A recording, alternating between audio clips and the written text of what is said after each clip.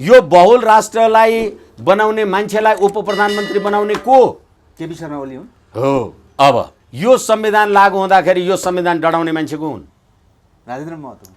संविधान डढाउनेलाई तपाईँले मन्त्री बनाएपछि गणतन्त्र रह्यो त? यस्ताले चलाएको यो राज्य। तपाईँले राष्ट्रिय मुक्ति आन्दोलन तयार गर्नलाई सिंहदरबारमा राख्दै हुनुहुन्छ, याद गर्नुहोस्। सिंहदरबारमा ल्याउने को? केपी शर्मा ओली।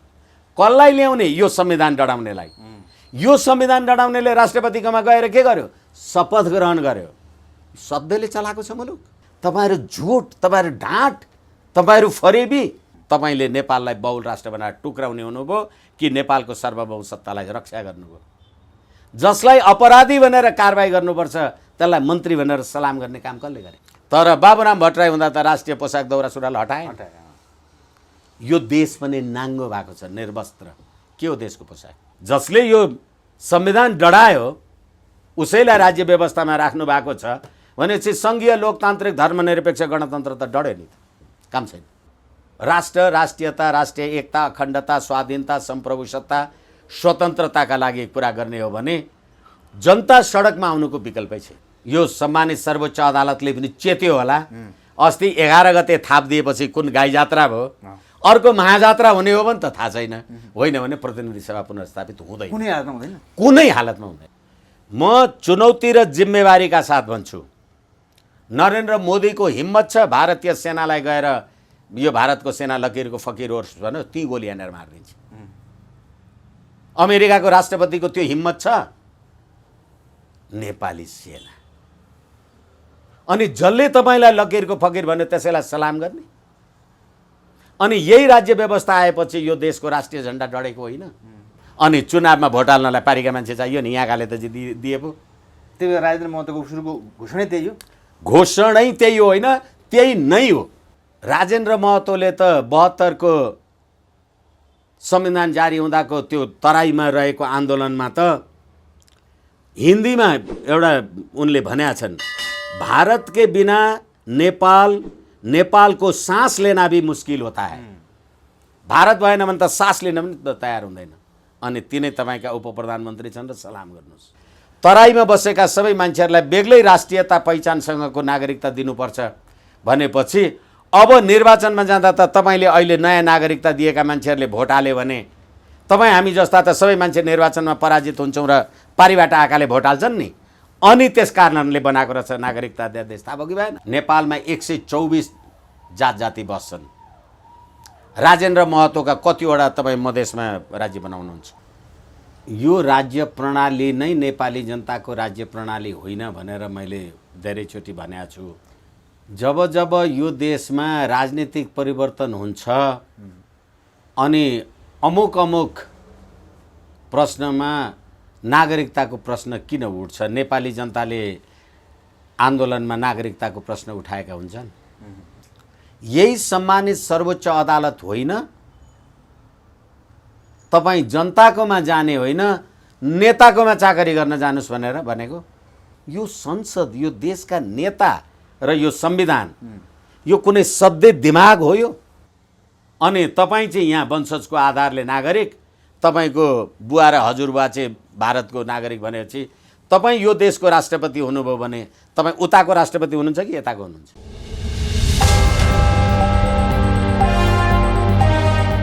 विष्णु भट्टराईजी, स्वागत छ हजुर एकता टिभी नेपालमा फेरि पनि। हजुर धन्यवाद। नेपालको राजनीति यति धेरै सशङ्कित जस्तो, जनताले पत्याउने नपत्याउने जस्तो, मान्छे विभिन्न किसिमका बाँडिने जस्तो अवस्था प्रधानमन्त्री केपी शर्मा ओलीले पछिल्लो पटकको संसद विघटन गरिसकेपछि अहिले तत्कालै जसपा सहितको 10 जनाको मन्त्रीमण्डल जसमा राजेन्द्र महतोको नेतृत्वमा गराइएको छ, त्यसको चौतर्फी विरोध भयो। राजेन्द्र महतोलाई मन्त्री किन बनाएको? त्यसो गर्नुपर्ने अवस्था आएको हो त? अलिकति केही भनिदिनुहोस्। धन्यवाद। पहिलो कुरा त यो राज्य प्रणाली नै नेपाली जनताको राज्य प्रणाली होइन भनेर मैले धेरैचोटि भनेको छु। कसको राज्य प्रणाली हो त यो? सङ्घीय लोकतान्त्रिक धर्मनिरपेक्ष गणतन्त्र राज्य व्यवस्थाको बारेमा नेपाली जनताले कहिले आन्दोलन गरे? जब जब यो देशमा राजनीतिक परिवर्तन हुन्छ अनि अमुक अमुक प्रश्नमा नागरिकताको प्रश्न किन उठ्छ, नेपाली जनताले आन्दोलनमा नागरिकताको प्रश्न उठाएका हुन्छन् र 94% ओमकार परिवार बस्ने देश भनेर तपाईँ हामी भन्छौँ। त्यो देश धर्मनिरपेक्ष देश भनेर संविधानमा लेख्दाखेरि नेपाली जनता कहाँ थिए? अनि 2062 मङ्सिर 7 गते दिल्लीमा भएको 12 बुँदे समझदारीमा सङ्घीय लोकतान्त्रिक गणतन्त्रको स्थापना भनेर कहाँ लेखेको थियो? यसै कारणले गर्दाखेरि अहिलेको यो राज्य प्रणाली नेपाली जनताको राज्य प्रणाली होइन भनेर मैले भनेको। र अर्को कुरा, तपाईँले अहिले प्रश्न राख्नु भए अनुसार सर्वोच्च अदालतको यो फैसला भएपछि अब यो सब जे गतिविधि देखिएको छ, समय रह्यो भने कुरा गरौँला। प्रधानमन्त्रीजीले प्रतिनिधि सभाको विघटन 2077 पुस 5 गते गर्दाखेरि नै मलाई मेरो पार्टीबाट अथवा संसदबाट काम गर्न दिइयो दिएन, म त्यहाँ प्रधानमन्त्रीजीले भन्नुभएका धेरै कुराहरूका अतिरिक्त दुईटा कुरा म तपाईलाई स्मरण गराउन चाहन्छु। यो संविधान बमोजिमको संवैधानिक परिषदले पनि काम गरेन, मलाई मेरै पार्टीका साथीभाइहरू अथवा पार्टीबाट पनि मलाई काम गर्न दिइएन भनेर पुष्पकमल दाहालजीले केपी शर्मा ओलीजीलाई 19 पेज लामो अपराध पत्र भन्छु म पार्टी अफिसमा दर्ता गर्नुभयो। त्यो अहिले नेकपा एमालेको पार्टी अफिसमा होला। त्यसै गरेर केपी शर्मा ओलीजीले पनि 19 दूना 38 पेज लामो अपराध पत्र पुष्पकमल दाहालजीलाई दर्ता गर्नुभयो। दुवैको अपराध पत्र भयो र दुईटैलाई गाली गरेपछि दुईटै भएर 1/3 को कम्युनिस्टको सरकार बनेपछि त दुईटै कसुरदार रहेछन् नि। अनि दुईटै कसुरदारहरूले चलाएको राज्य म नेपाली जनताको अभिमत लिन जान्छु, किनभने मलाई प्रधानमन्त्री त नेपाली जनताले मत दिएर प्रतिनिधि सभाबाट म प्रधानमन्त्री भएको, मलाई जुन जनताले भोट दिएर म प्रतिनिधि सभामा प्रधानमन्त्री निर्वाचित भएँ, छानिएँ, चुनिएँ, म तिनै जनताकोमा जान्छु भन्दा मैले धेरै पटक भनेको छ, म फेरि पनि दुःखका साथ भन्छु, यही सम्मानित सर्वोच्च अदालत होइन, तपाईँ जनताकोमा जाने होइन, नेताकोमा चाकरी गर्न जानुस् भनेर भनेको। जनताकोमा गइहाल्ने बेला भएको छैन भन्ने कुरा आएको थियो नि त। अब जनताकोमा गइहाल्ने बेला भएको रहेछ कि रहेन रहेछ भन्ने कुरा त प्रतिनिधि सभा पुनर्स्थापित भएपछि तपाईँले गरेको प्रश्न आफूलाई याद गर्नुभयो तपाईँले भने त्यो प्रतिनिधि सभा पुनर्स्थापना हुँदाखेरिको यो सारा विकृति, वितण्डा, विसङ्गति केले गर्दा भयो? जनतामा जाने बेला भएको थिएन भनेदेखि वैकल्पिक सरकार किन बनेन? अब यही प्रतिनिधि सभा पुनर्स्थापित गरेपछि कहिलेकाहीँ त आक्रोश पनि आउँछ। तपाईँ प्रधानमन्त्री, तपाईले वैशाख 27 गते 2078 वैशाख 27 गते प्रतिनिधि सभामा विश्वासको मत लिन जानुभयो। तपाईले पाएको मत 93 अनि तपाईको विपक्षीले पाएको मत 124। यो प्रतिनिधि सभा यसले एउटा कुनै सरकार बनाउन सक्यो? 275 को पार्लियामेन्टमा 136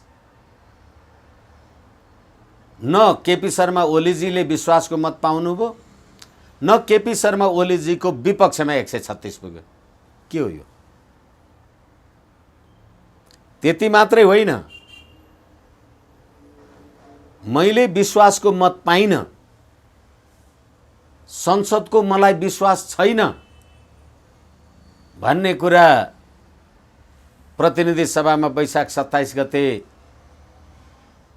विश्वासको मत माग्दा देखियो। अब प्रतिनिधि सभामा मेरो विश्वासको मत छैन भन्दा भन्दै तँ प्रधानमन्त्री हो भने कसले भने? यो संविधानले भने? संविधानको धारा 76(3) ले अल्पमतको प्रधानमन्त्री तपाईँ नै हुनुपर्छ भने। जसलाई संसदको विश्वास छैन त्यही मान्छे प्रधानमन्त्री हुनुपर्छ। कस्तो बनाउनु भयो संविधान? तपाईँ रामेश्यामे हर्के बिर्खे बिस्ने किस्नेको कुरा होइन। मलाई प्रतिनिधि सभाको विश्वास छैन, मैले 93 मत मात्रै पाएँ र तपाईले पुनर्स्थापित गरिदिएको प्रतिनिधि सभा जसले मेरो विरुद्धमा अविश्वासको प्रस्ताव ल्याउँछौँ कुनै केपी ओली हुँदैन भनेको थिए, उहाँहरूलाई पनि संसदको विश्वास त छैन। 124 कसले चलाछ देश? त्यसो भए पहिलो मैले गरेको प्रश्नको उत्तर अब अहिलेको नयाँ मन्त्रीहरूको बारेमा। अब एकैछिन यो क्रमशः गर्नुपर्छ, परिस्थिति त्यस्तै पर्छन्। अनि तपाईले विश्वासको मत लिन जाऊ भनेर जब प्रतिनिधि सभामा मैले विश्वासको मत पाइनँ, म पाउन सक्दिनँ भनेर मैले राष्ट्रपतिलाई भने हो नि।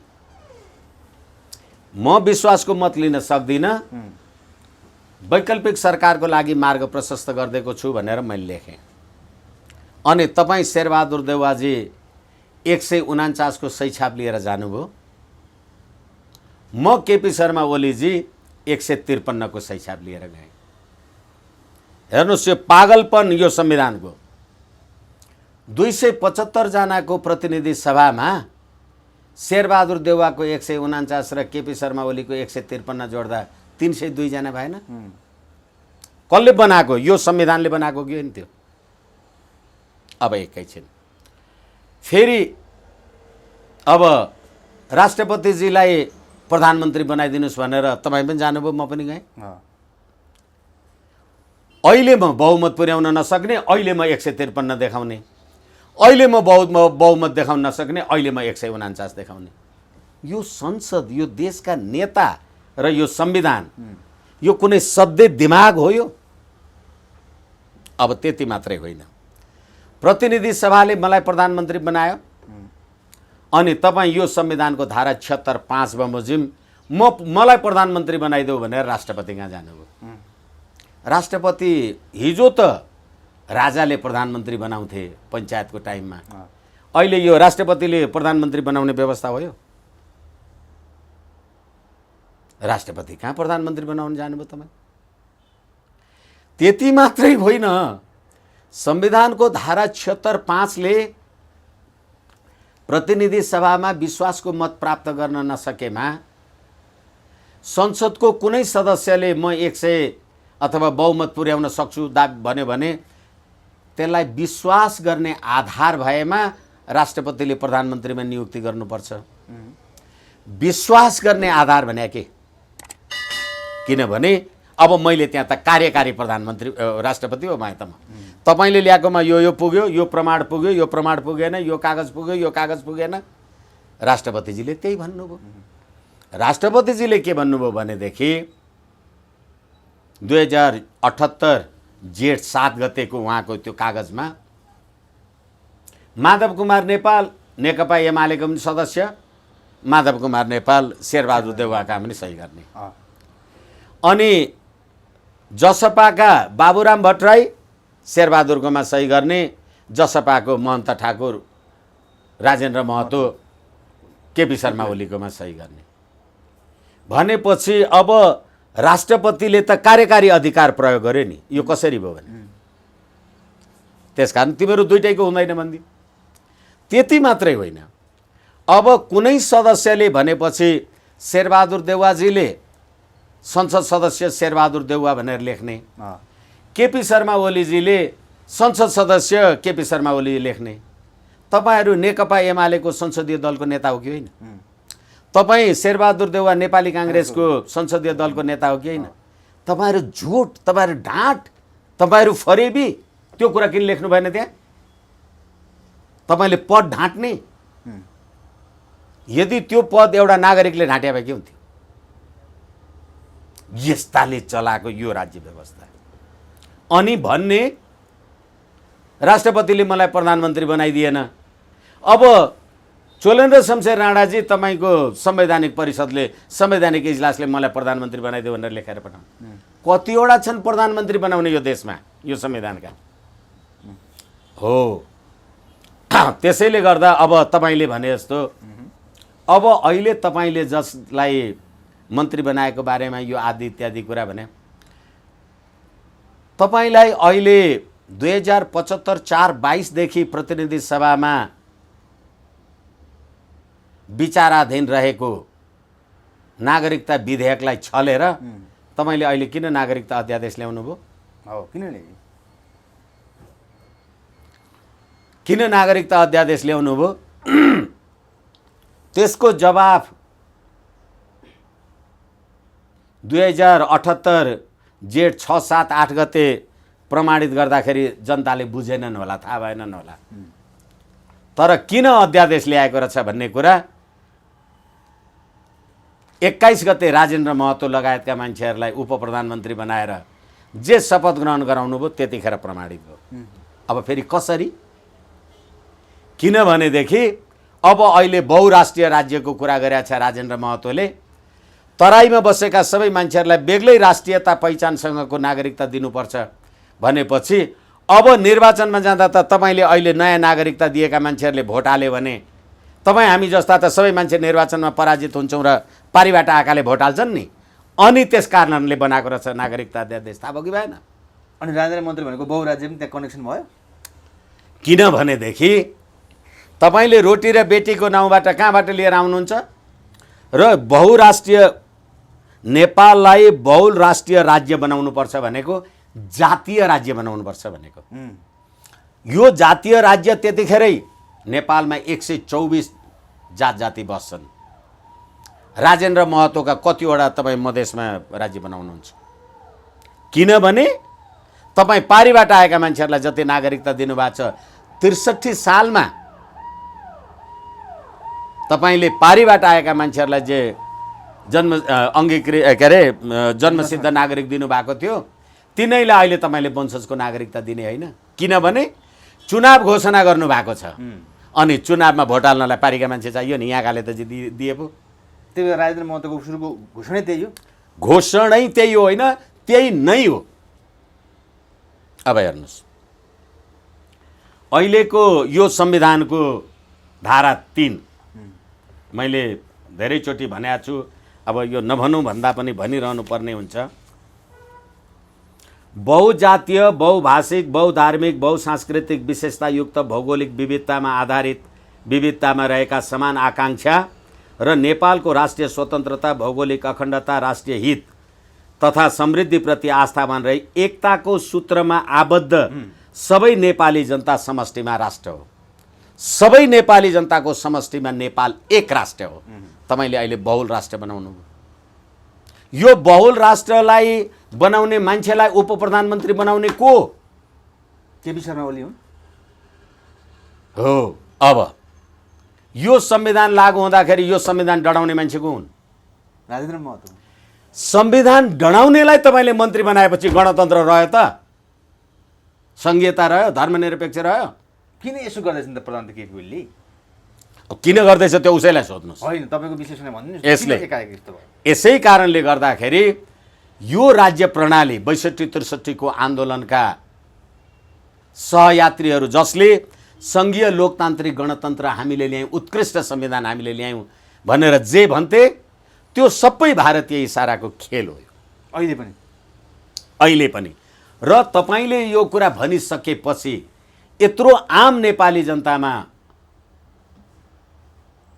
यो सरकार यो राष्ट्रघाती क्रिया पछाडि अहिले के भन्न लागेका छन्? जुन प्रदेशमा जुन जातिको बाहुल्य छ उसैको शासन हुनुपर्छ। तपाईँले कतिवटा देश बनाएको? संघीयता भनेको सब नेसनलिजम र नेसनलिजम हुन्छ। मैले मेरो कुरा कति तपाईँलाई राख्न सकेँ थाहा छैन। नेसनलिजम नेपाल एउटा राष्ट्र हो, तपाईँले त्यसलाई सङ्घीयतामा परिणत गर्नुभयो, सब नेसनलिजम उपराष्ट्रवाद भयो, अनि त्यो पछि बढ्दै गएर आफै नेसनलिजम। किनभने यो व्यवस्था आएपछि नेपाली टोपी र राष्ट्रिय झन्डा डढेको होइन। अब अहिले तपाईँलाई बहुल राष्ट्र राज्य चाहियो र त्यो बहुल राष्ट्र राज्य चाहिनलाई तपाईँले केन्द्रमा मन्त्री राख्नुभयो र राजेन्द्र महतोजीले त के पनि भन्नुभयो भने हामी बहुल राष्ट्रिय राज्यका लागि राष्ट्रिय मुक्ति आन्दोलनको तयार गर्छौँ। तपाईँले राष्ट्रिय मुक्ति आन्दोलन तयार गर्नलाई सिंहदरबारमा राख्दै हुनुहुन्छ, याद गर्नुहोस्। सडकबाट होइन, त्यसलाई सिंहदरबारमा ल्याउने को केपी शर्मा ओली। कसलाई ल्याउने? यो संविधान डढाउनेलाई। यो संविधान डढाउनेले राष्ट्रपतिकोमा गएर के गर्यो? शपथ ग्रहण गर्यो। सधैँले चलाएको छ मुलुक। हिजो यो संविधान डढाउनु भयो, अहिले संविधानको शपथ ग्रहण गर्नुभयो। अहिले संविधानको शपथ ग्रहण गर्नुभयो, अहिले आएर बहुल राज्यको कुरा गर्नुभयो। कुनै सधैँले चलाएको जस्तो लाग्छ? यो सुरुको घोषणा कुनै योजनाबद्ध हो राजेन्द्र महतो टिमको?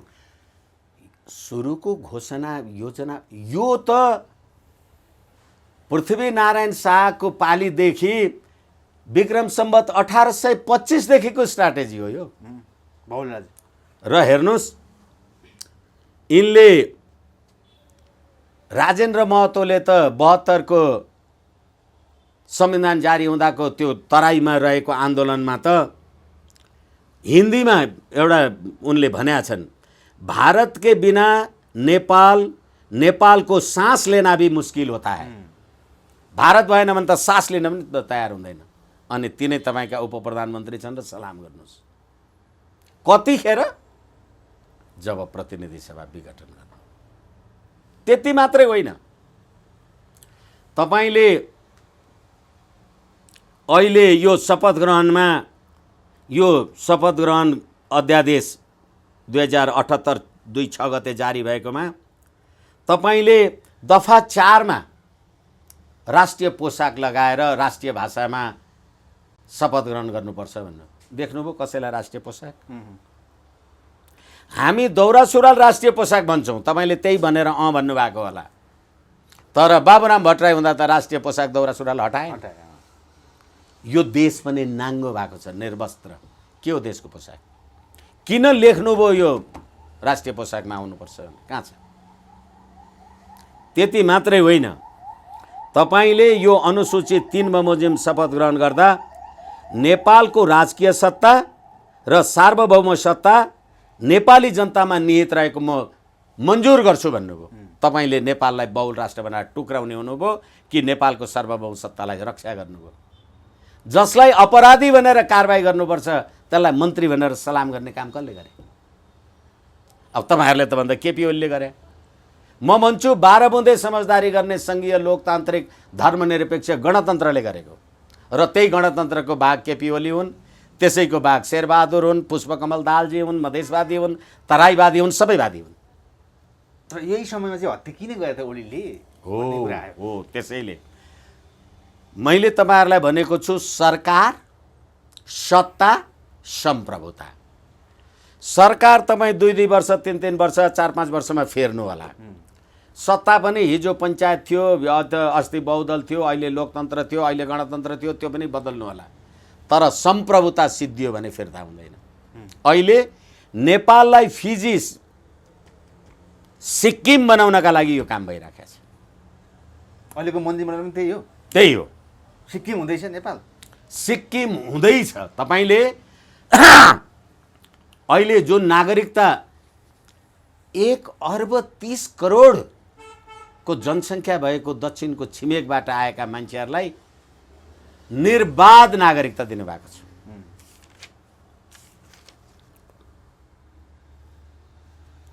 त्रिसठी सालमा तपाईँले त्यो नेपालको अन्तरिम संविधान 2063 को दफा 11 धारा 11 बमोजिम तपाईँले नागरिकता वितरण टोली पठाउनु भयो गाउँ गाउँमा मधेसमा, र त्यो टोलीले दुईजना त्यहाँ गाउँको मान्छेले होइन यो यहाँको बासिन्दा हो भन्ने बित्तिकै जन्मसिद्ध नागरिक दियो।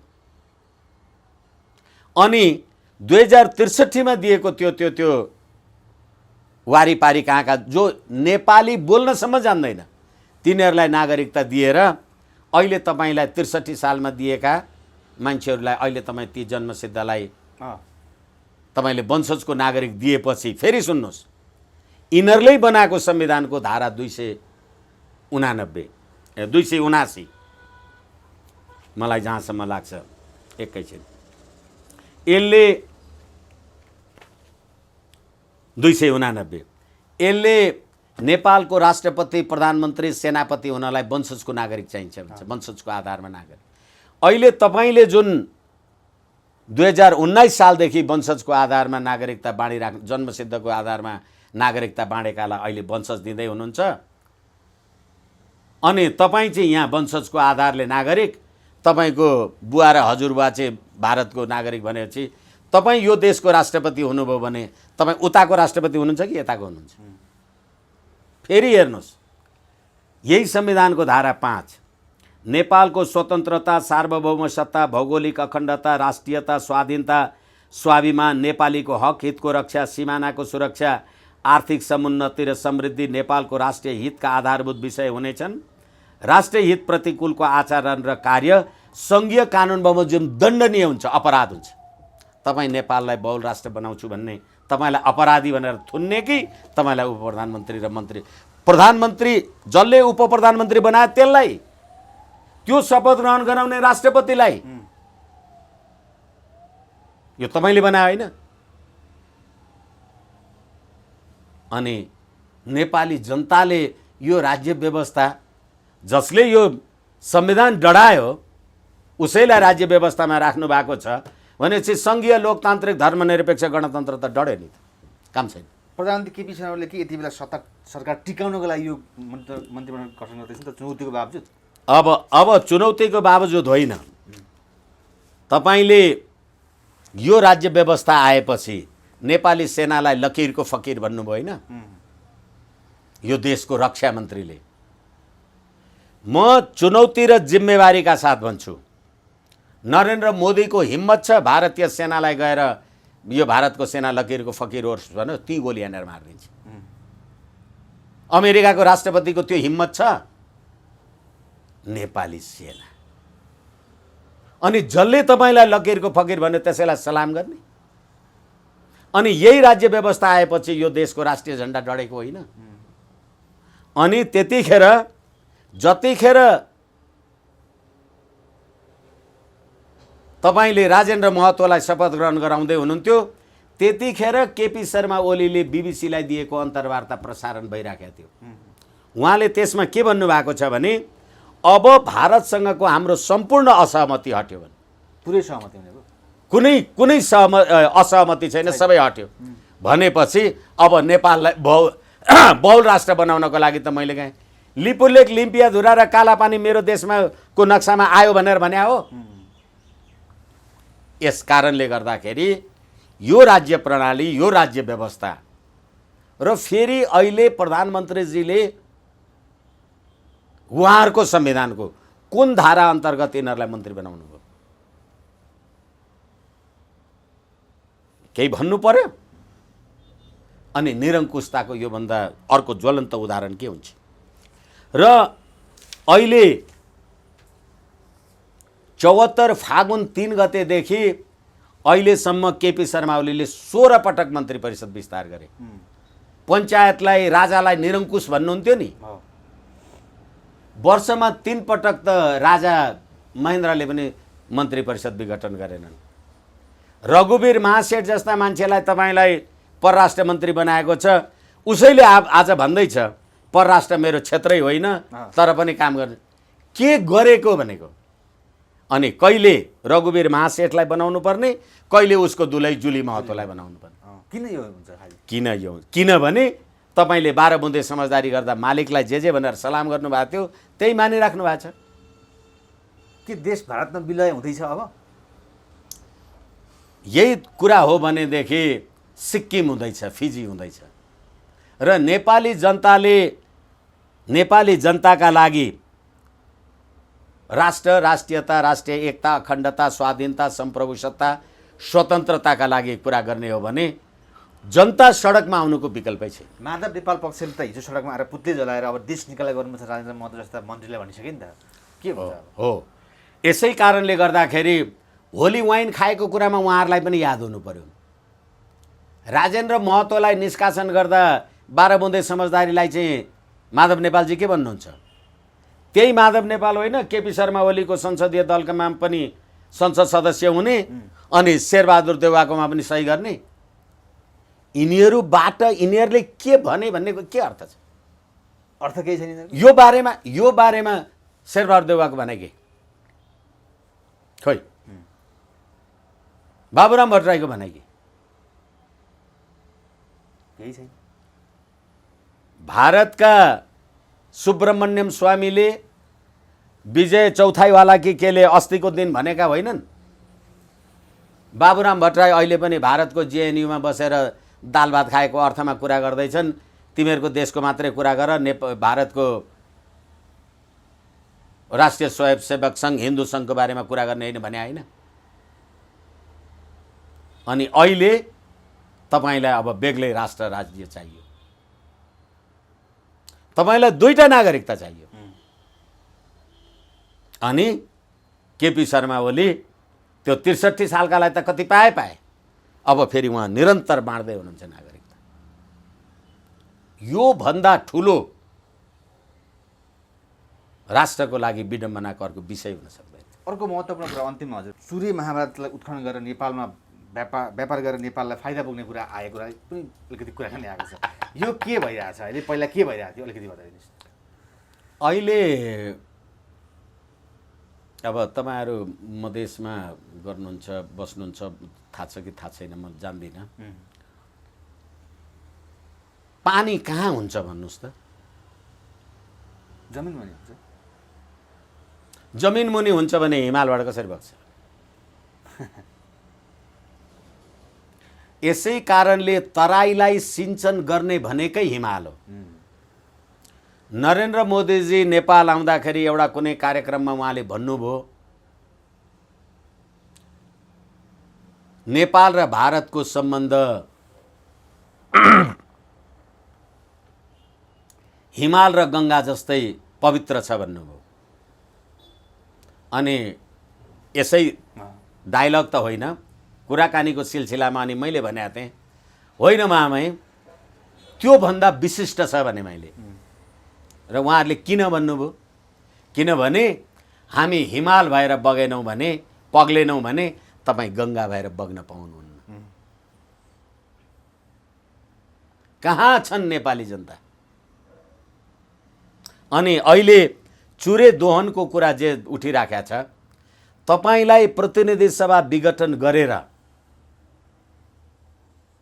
तपाईँले चुरे दोहन गर्ने र त्यहाँका सम्पूर्ण त्यहाँको हाम्रो उत्तरबाट बगेर आएका नदी नाला जे जतिहरू छन् त्यो धरती सिञ्चित गर्ने कुरा थियो, त्यो सबै खनेर तपाईँले उता लगेर जाने भनेपछि यहाँ मरुभूमि बनाएर उता तपाईँ अङ्गुर फलाउने?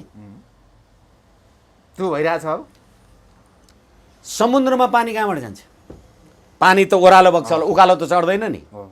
त्यसैले समुद्र बनाउन नै त पहाड नेपाल चाहिएको छ भने अनि चुरे दहनको कुरा नबुझ्ने हामी? यस कारणले गर्दाखेरि यस्तो मैले त फेरि पनि भन्दैछु, यति पीडा लाग्छ। म त साँच्ची भन्ने हो भने त अब यो बोलेर पनि अर्थ छैन, कति बोल्ने भन्ने जस्तो लाग्छ। नेपाली जनता बाबा हरेक मान्छे जान्दछ नि, यो कुरा बुझ्छ, पढेको छ, लेखेको छ। अब अहिलेको यो आधुनिक कम्प्युटरको युगमा, इन्फर्मेसन टेक्नोलोजीको युगमा अनि मध्यरातमा छिमेकी देशको एउटा खुफियाको प्रमुख आएर मध्यरातमा तपाईँ के कुरा गर्नुहुन्छ? भर्खरै सर्वोच्च अदालतले तपाईँले बनाएको 7वटा मन्त्री निकालिदियो होइन भने अहिले के गर्नु? यस कारणले गर्दाखेरि यो नेपाल र नेपाली जनताको हित, उन्नति, प्रगति, सुख, शान्ति, समृद्धि, राष्ट्रियता, अखण्डता, सम्प्रभुताको राज्य प्रणाली नै होइन र जसले संविधान डढायो त्यसले नेपालको सम्प्रभुताको रक्षा गर्छु भनेर शपथ ग्रहण गरेर आउँदा मन्त्रालय पुग्दा नपुग्दा नेपाललाई टुक्रा टुक्रा बनाइदिन्छु भन्यो। अनि तिनै नेपाली सेनाका भाइहरू तिनैलाई सलाम गरेर त्यही राष्ट्रिय झन्डा हल्लाएर हिँडेका छन्। घृणा लाग्दैन? अपमान बोध हुँदैन? पीडा हुँदैन? तपाईँ अङ्ग्रेजीमा ट्याटु 4वटा कुरा बोल्न जान्नु पुग्यो त्यतिले?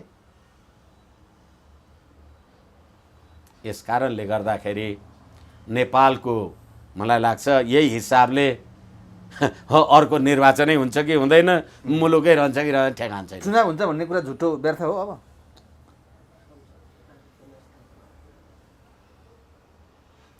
चुनाव यही अवस्थामा चुनाव भयो भने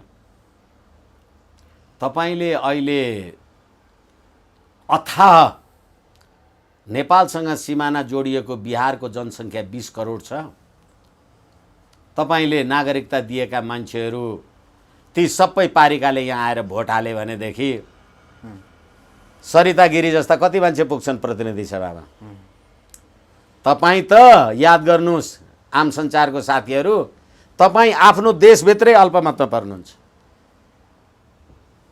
र नागरिकता भनेको राष्ट्रिय सम्प्रभुताको प्रश्न हो। यो तपाईँ र मैले घर जग्गा किनेको, गाडी मोटर कटेको, हेलिकप्टर उडाएको जस्तो विषय होइन। यस कारणले गर्दा यो राज्य प्रणालीले यो देशको राष्ट्रियता रहँदैन। संसदविहीन छ पुनर्स्थापनाको कुरामा के हुन्छ? जनता अन्यलमा छ नि। मलाई लाग्छ संसद पुनर्स्थापना यो सम्मानित सर्वोच्च अदालतले पनि चेत्यो होला। अस्ति 11 गते थाप दिएपछि कुन गाई जात्रा भयो, अर्को महाजात्रा हुने हो भने त थाहा छैन। होइन भने प्रतिनिधि सभा पुनर्स्थापित हुँदैन, कुनै हालतमा हुँदैन। कुनै हालतमा हुँदैन। हस्, थ्याङ्क यू भेरी मच समय।